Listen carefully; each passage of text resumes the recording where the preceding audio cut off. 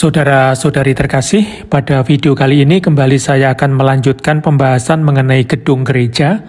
Pada video sebelumnya kita sudah membahas tentang pengertian gedung gereja, lalu juga syarat-syarat untuk mendirikan gedung tersebut, yakni harus melalui persetujuan tertulis dari uskup diosesan yang didahului dengan konsultasi dari pihak uskup terhadap dewan imam atau presbiteral, dan juga rektor gereja-gereja tetangga. Nah, kali ini saya akan melanjutkan dengan membahas kanon berikutnya, yakni kanon 1216. Mari kita baca kanon tersebut. Dalam pembangunan dan pemugaran gereja-gereja, selain nasihat-nasihat para ahli, hendaknya diindahkan prinsip-prinsip dan norma-norma liturgi serta seni suci. Apa yang mau disampaikan dari kanon ini? Kanon ini tidak memberikan persisnya seperti apa dalam membangun atau memugar gereja-gereja. Namun, menunjukkan perlunya konsultasi, meminta nasihat kepada para ahli. Biasanya para ahli tersebut mengacu kepada komisi liturgi atau komisi lain yang ada di sebuah keuskupan, baik itu untuk musik maupun untuk seni liturgi yang memang diarahkan oleh konstitusi dogmatis tentang liturgi, yakni Sacrosanctum Concilium nomor 45, 46, dan juga 126. Pada nomor 45 berkenaan dengan komisi liturgi keuskupan dikatakan di sana, begitu pula di setiap keuskupan hendaknya ada komisi liturgi untuk memajukan kegiatan liturgis di bawah bimbingan uskup. Ada kalanya dapat berguna bila berbagai keuskupan mendirikan satu komisi untuk mengembangkan liturgi melalui musyawarah bersama. Nomor 46 berkenaan dengan komisi-komisi lain. Selain komisi liturgi, hendaknya di setiap keuskupan sedapat mungkin didirikan juga komisi musik liturgi dan komisi kesenian liturgi. Penting sekali bahwa ketiga komisi itu bekerja sama secara terpadu. Bahkan tidak jarang akan lebih cocok bahwa ketiganya berpadu menjadi satu komisi. Dan yang terakhir, nomor 126, untuk menilai karya-karya seni, hendaknya para uskup mendengarkan panitia keuskupan untuk kesenian liturgi, dan bila perlu juga pakar-pakar lain, serta panitia-panitia yang disebutkan dalam nomor 44, 45, dan 46. Hendaknya para pimpinan gereja menjaga dengan seksama, jangan hiasan rumah Allah dipindah tangankan atau rusak. Prinsip-prinsip dan norma-norma yang terdapat dalam konstitusi liturgi Vatikan II Sacrosanctum Concilium di atas dan juga buku liturgi mengharuskan agar gereja-gereja dirancang sesuai dengan fungsi liturginya dan layak untuk perayaan suci. Dalam pembangunan atau pemugaran harus disesuaikan untuk perayaan liturgi yang menjamin partisipasi umat beriman secara aktif.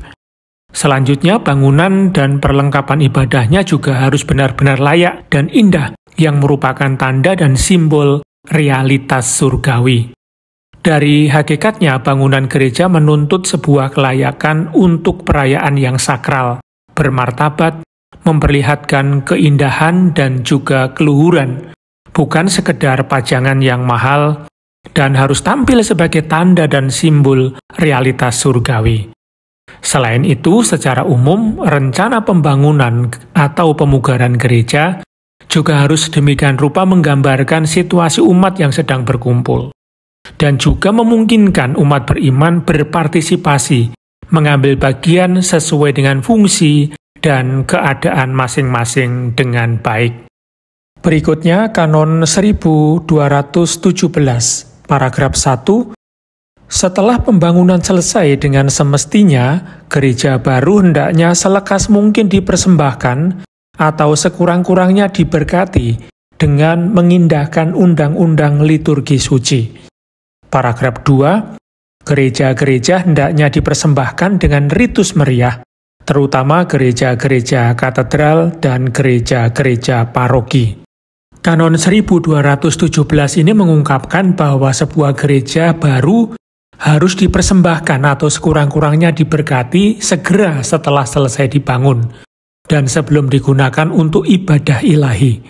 Kongregasi untuk sakramen dan ibadat ilahi dalam dekrit yang dikeluarkan pada tanggal 29 Mei tahun 1977 tentang ritus persembahan gereja dan altar menyatakan bahwa ritus pemberkatan dan persembahan gereja dan altar merupakan salah satu dari sekian banyak pelayanan liturgi agung atau meriah lainnya.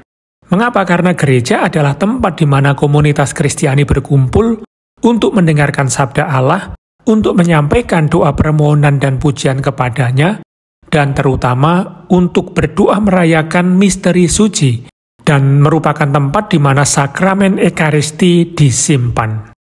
Dengan demikian, tanpa persembahan dan pemberkatan, suatu tempat bukanlah tempat suci, dan misa tidak boleh dirayakan di sana kecuali dalam keadaan tertentu, sebagaimana dinyatakan di dalam Kanon 932 paragraf 1. Perayaan Ekaristi hendaknya dilakukan di tempat suci, kecuali dalam kasus khusus kebutuhan menuntut lain. Dalam hal demikian, perayaan haruslah di tempat yang pantas. Kanon 1217 paragraf 2 menyatakan bahwa untuk gereja katedral dan gereja paroki hendaknya dipersembahkan atau dikonsekrasikan dengan ritus meriah. Norma kanon ini diulang kembali dalam norma liturgi secara khusus dalam Pedoman Umum Misa Romawi atau PUMR nomor 290 yang menyatakan bahwa semua gereja hendaknya dikonsekrasikan atau sekurang-kurangnya diberkati. Katedral dan gereja-gereja paroki harus dikonsekrasi. Norma undang-undang tampaknya membedakan antara mengkonsekrasikan atau mempersembahkan gereja dengan memberkati gereja. Mengkonsekrasikan atau mempersembahkan merupakan tindakan yang paling khidmat karena bertujuan untuk mengubah secara permanen realitas penggunaan profan ke penggunaan sakral, yaitu penyembahan kepada Allah. Namun upacara konsekrasi hanya bisa dilakukan kalau gereja tersebut memiliki altar yang tetap. Dalam arti bukan hanya soal tidak bisa dipindah atau digeser, tetapi juga dari segi waktu, konsekrasi bersifat permanen. Di masa lalu, beberapa gereja terbuat dari batu. Faktanya, batu tersebut bertahan selama berabad-abad dan paling baik dalam mengekspresikan konsekrasi dari penggunaan profan ke sakral secara permanen. Sementara pemberkatan sebagaimana didefinisikan dalam Katekismus Gereja Katolik nomor 1671 merupakan pujian kepada Allah dan doa meminta anugerah-anugerah, maka pemberkatan gereja merupakan prasyarat bagi perayaan sakramen-sakramen di tempat itu. Meskipun pemberkatan tersebut menjadi kewenangan uskup diosesan, namun Kanon 1207 memungkinkan bahwa tugas ini didelegasikan kepada imam lain. Nah, untuk menutup penjelasan kanon ini, saya akan mengutip apa yang tertulis di Pedoman Umum Misale Romawi nomor 294. Umat Allah yang berhimpun untuk misa mempunyai susunan organik dan hierarkis. Hal itu tampak dalam bermacam-macam tugas dan aneka ragam tindakan yang dilakukan dalam masing-masing bagian perayaan liturgi. Oleh karena itu, tata ruang gereja haruslah disusun sedemikian rupa sehingga mencerminkan susunan umat yang berhimpun, memungkinkan pembagian tempat sesuai dengan susunan itu, dan mempermudah pelaksanaan tugas masing-masing anggota jemaat.